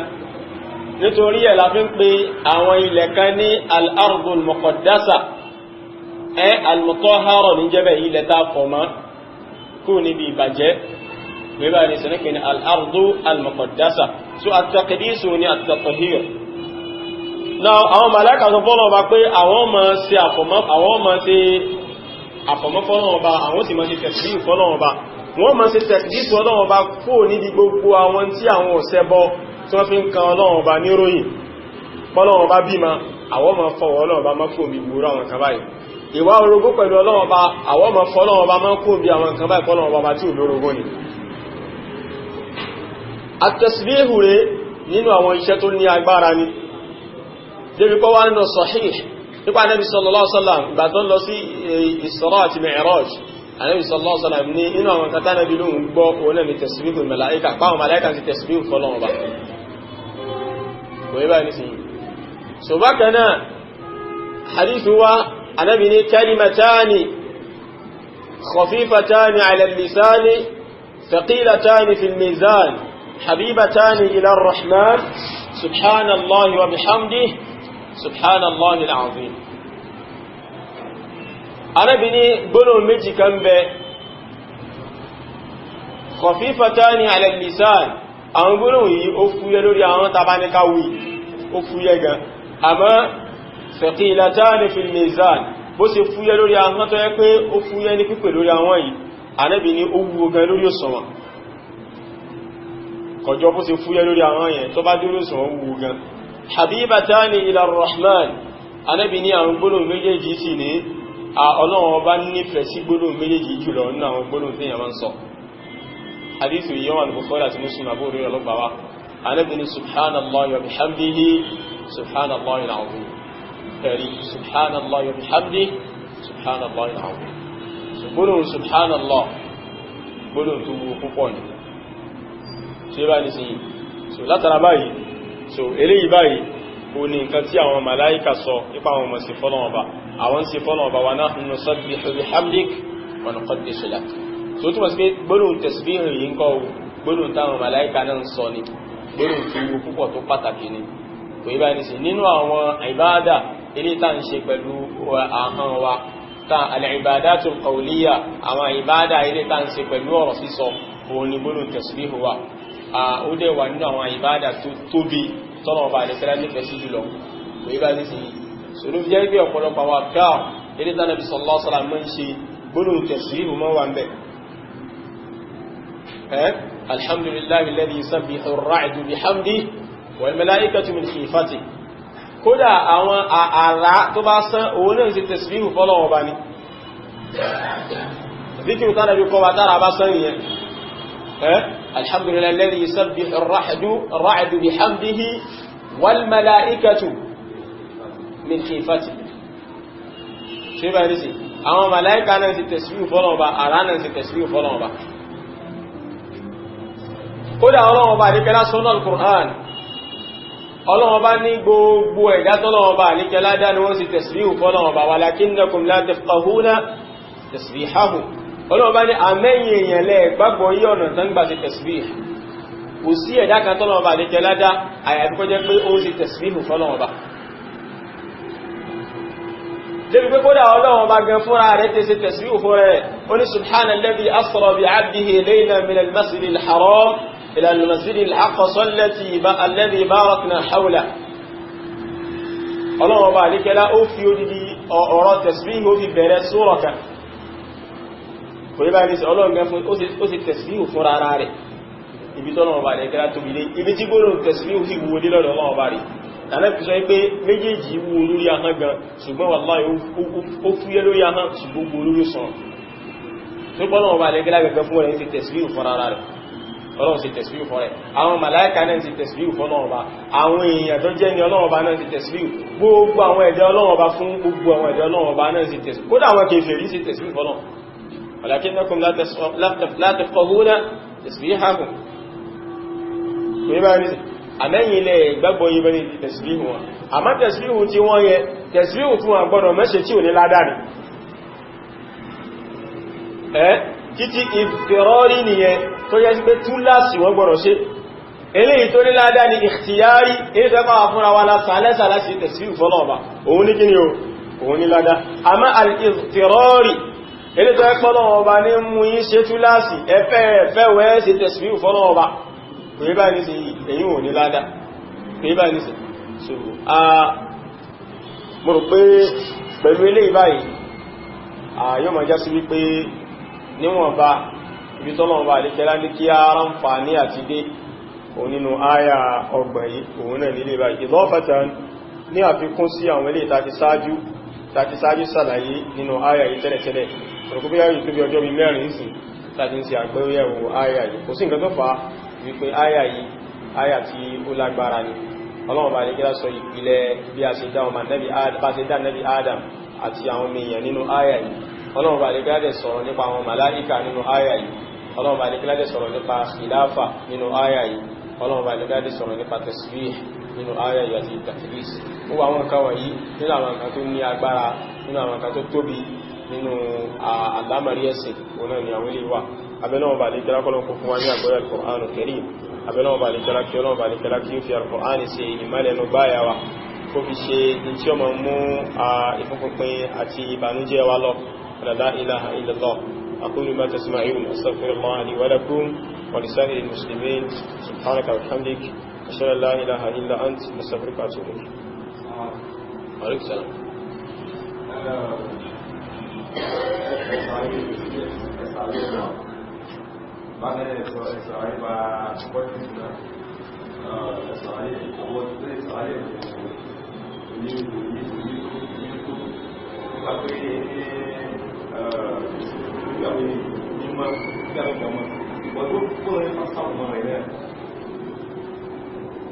Naam.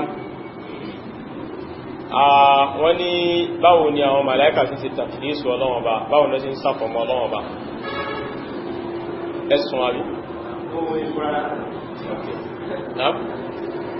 So mo ti sàlàyé pé láwọn ọ̀nà táwọn màláíkà ń gbà ṣe tàkìdísù Ọlọ́run Ọba ni pé wọ́n nà záhà Ọlọ́run Ọba, wọ́n yìn Ọlọ́run Ọba, wọ́n ń fọ Ọlọ́run Ọba má kú ń bí ìṣe àfitì àwọn ìròyìn tí ó tọ́ sọ́lọ́run Ọba sọ́dọ̀ Ọlọ́run. Kò tí yé bá ní sí pẹ̀lú pé àwọn èèyàn sọ pọ́lọ́run Ọba bímọ, àwọn màláíkà ń fọ Ọlọ́run Ọba má kú ń bí pé Ọlọ́run Ọba àlékẹ́lá bímọ. Àwọn èèyàn sọ pọ́lọ́run Ọba àlékẹ́lá ní orogún, wọ́n dẹ̀ ń ṣẹbọ pẹ̀lú Ọlọ́run Ọba, àwọn ń fọ Ọlọ́run Ọba má pẹ̀lú ìfi wàhídàníyà Ọlọ́run Ọba rinlẹ̀, ìjọkànṣe Ọlọ́run Ọba rinlẹ̀ àti ìsinnáfíù ìjẹ́ orogún fún Ọlọ́run Ọba, wọ́n ń gbé kó fún Ọlọ́run Ọba. Kò tí yé bá ní sí so àti àwọn ọ̀nà míì nínú àwọn ìròyìn táwọn èèyàn fi ti sọ́dọ̀ Ọlọ́run Ọba gẹ́gẹ́ bí ká fi ìròyìn ahun ti sọ́dọ̀ Ọlọ́run Ọba gẹ́gẹ́ bí àwọn Yahudi fi ìròyìn ahun ti sọ́dọ̀ Ọlọ́run Ọba, àwọn màláíkà ń kọ̀ jásà Ọlọ́run Ọba fún ìgbòrò àwọn kàbáyì. Wọ́n dẹ̀ ṣe tẹ̀kìdísù Ọlọ́run Ọba pẹ̀lú àwọn ìmọ̀ fi àwọn ìròyìn Ọlọ́run Ọba tí ó kọ Ọlọ́run Ọba rinlẹ̀ fọ́lọ́run Ọba. Àti àwọn ọ̀nà míì tí ìmọ̀ ti wá tí kò gbé ní àwọn ọ̀nà tí àwọn màláíkà tán gbà sí Ọlọ́run Ọba tán gbà sí àkọ́kọ́ fún Ọlọ́run Ọba.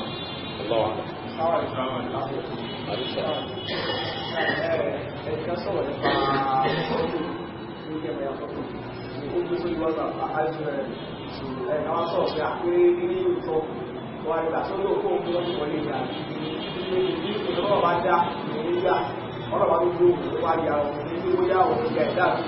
ọlọ́pàá ní kó fi ẹ̀rí sí ìlà ìgbó kan ìyàtọ̀ wá ti dá ní pé ó sì rẹ̀.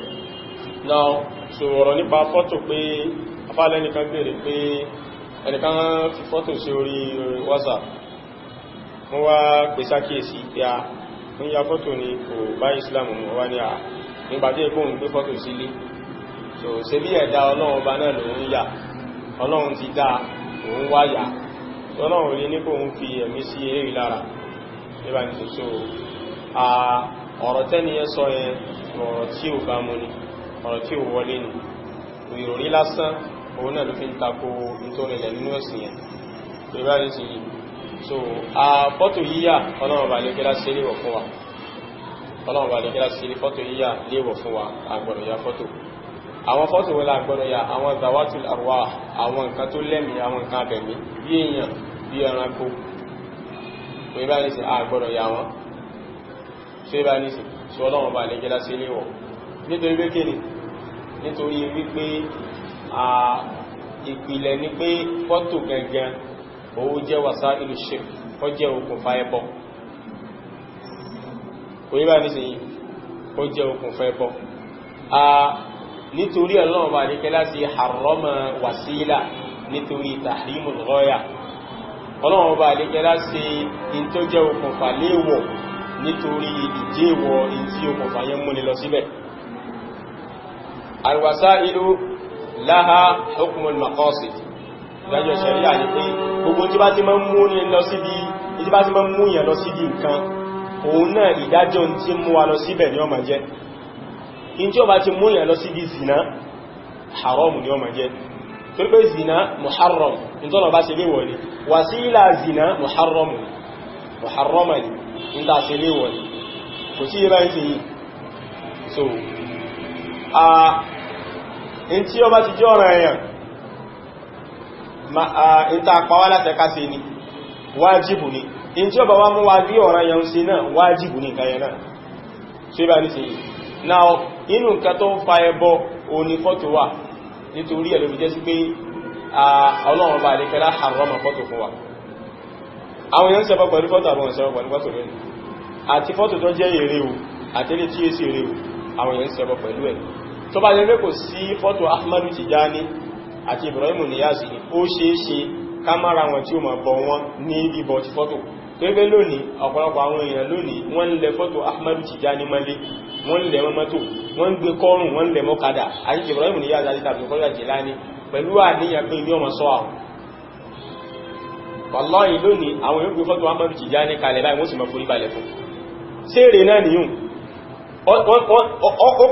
Ó sí okùnfà ẹbọ àbí ó sí okùnfà ẹbọ? Ẹ̀hẹ́, ìtọ́lọ̀wọ̀ bá lè kíláti tó fi harrama fọ́tò nìyẹn láti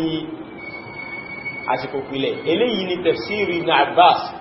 nígbà tó ń sàlàyé àyà wa qalu la tadharunna alihatakum wa la tadharunna waddan wa la suwa'a wa la yaghutha wa ya'uqa wa nasra. Gbà tó ń sàlàyé àyà yẹn, Ibn Abbas jẹ́ kó yíwa wípé lẹ́bọ́ sí bẹ̀rẹ̀ láti bí fọ́tò lọ́wọ́ bá lè kíláti harrama fún wa. Kò bá ní sí so ẹjá sá fọ́tò. Kò bá ní sí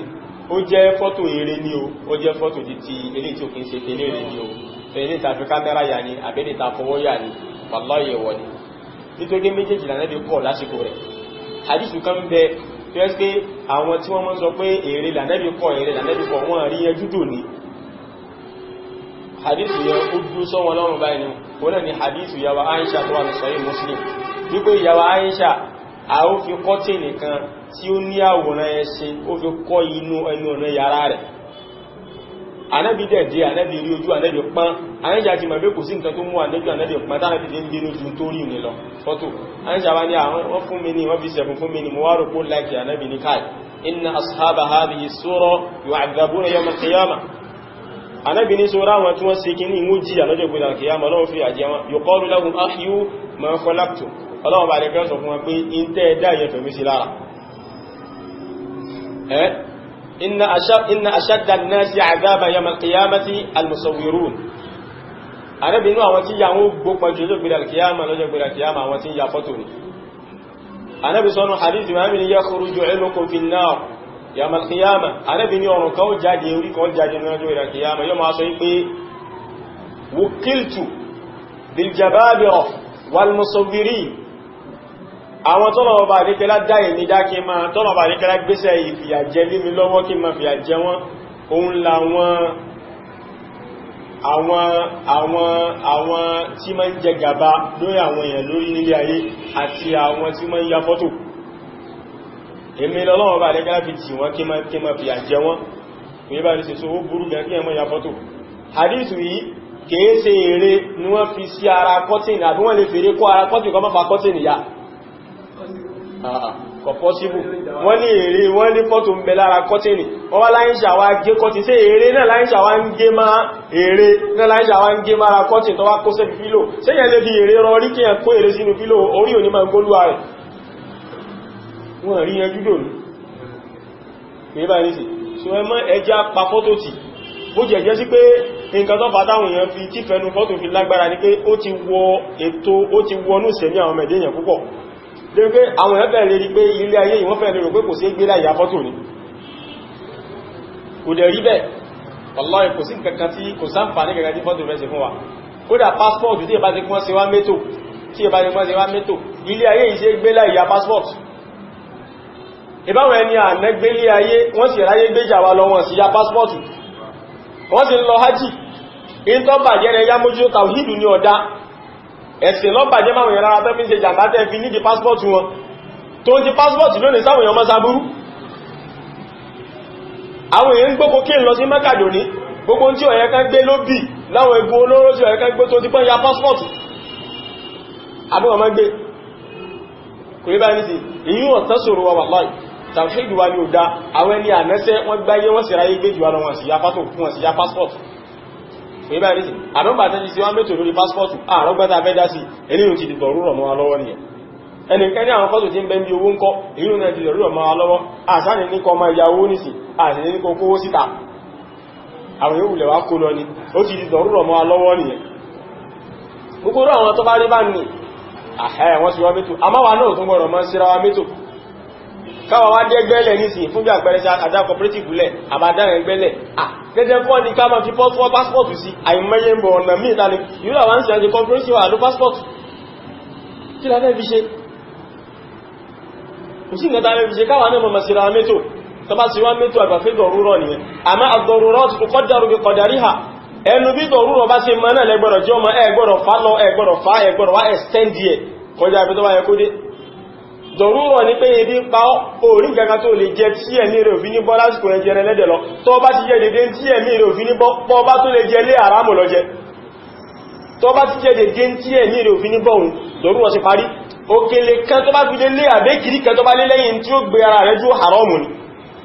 orí nǹkan mí tó fẹ́ mú ògbẹ́ ìwá ni ó ti fẹ́ gbẹ̀mí rẹ̀ orí nǹkan mí tó lè mú tẹ́mì ló fi yèjú ọtí lọ tó bá ti mú dédé tí ó gbé ẹ̀mí rẹ̀ ló débi tó fi rómi mú tó bá fi lè mú gẹ́ẹ̀kẹ́ lẹ́yìn rẹ̀ haramu ló mú torí pé ad-daruratu tuqaddaru bi qadariha dédé tí dọ̀rúrọ̀ fàyè rẹ̀ lẹ̀ tí ó fi tí kò fi ní yíwọ́ ló ṣe ma ọba ti lè fi dọ̀rúrọ̀ ọba ti lè fi kún wàhálà ní ṣokọ́lọ̀ kó sànà wa so ẹ jẹ́ ká pa ya fọ́tò tì sórí social media sórí kìnnìkan kò yẹ báyìí sí kò sáǹfà nígbà tó fẹ́ fi ṣe wá ṣètọ́ ní ṣe lọ́sọ̀ fáwọn èèyàn kò yẹ báyìí sí ìfẹ́ nú ni kò yẹ báyìí àwọn àfáà yapa lórí ẹ̀ tòótọ́ o àwọn àfáà yapa lórí ẹ̀ tòótọ́ ṣùgbọ́n ìyapa àwọn àfáà yìí ṣe dẹ̀lì báwọn àfáà bá yapa èwo ní ẹ̀rí ẹ̀ tẹ̀sùn wọn láàmà wákàtí ó ti yẹ báyìí sí òun kárí bá ti bẹ̀rẹ̀ sí ma mú ìyapa báyẹn zindíkù yí máa ń ṣe báyẹn àwọn àfáà yapa bí báyìí ó mẹ́lẹ̀ tọ́tẹ̀ lọ́rùn àwọn àfáà yapa ó wà mú ìranù ó wà ta ìranù jọ ó sọ̀rọ̀ lójú ẹ̀sìn mara ẹ lọ́wọ́ àwọn àfáà yapa àwọn kan láàrin bá rọgbà ọ̀nfà àwọn kan láàrin jésìbáàlù ó ń ṣe àwọn kan láàrin ya fọ́tò wọ́n ya fọ́tò àwọn kan láàrin bóbìnrin lọ́wọ́ ń bà lọ́wọ́ àwọn kan láàrin mutí ó mutí àwọn kan láàrin gbóyìn ó ń gbóyìn àà gbogbo ìbàjẹ́ ayé ó wà ta odidi ìbàjẹ́ wà lórí ẹ̀sìn mọ́ lọ́wọ́ àà ibo ni gbogbo orú àwọn kẹfà tó ní ìfẹ́nú àwọn kàlùgbà ìbá àfá àkàlà lè ṣe ó múyùn ìbá àfá àkàlà lè ṣe ó tó jàmá ìbá àfá àkàlà lè ṣe ọwá sa gbogbo ránàjọ́ àwọn àfá ní ẹni tí bá ti ń tẹ̀lé dàlátọ̀ àwọn àfá zindíèkù ni àwọn abitẹ́sẹ̀ àwọn àfá ti yẹgẹrẹ bí táwọn àfá ti sàdíṣe ni wọ́n mú tó ń fi ń sẹ́sìn zindíèkù aláìlẹ́sìn nìyẹn ẹni tí ò lẹ́sìn sí nìyẹn kọ́nà bá kí ó sọ wá fún gbèlé rà kọ́nà bá kó láwá fún ìfẹ́nú la ilaha illallah subhanaka wa bihamdika ashhadu an la ilaha illa anta astaghfiruka wa atubu ilayk.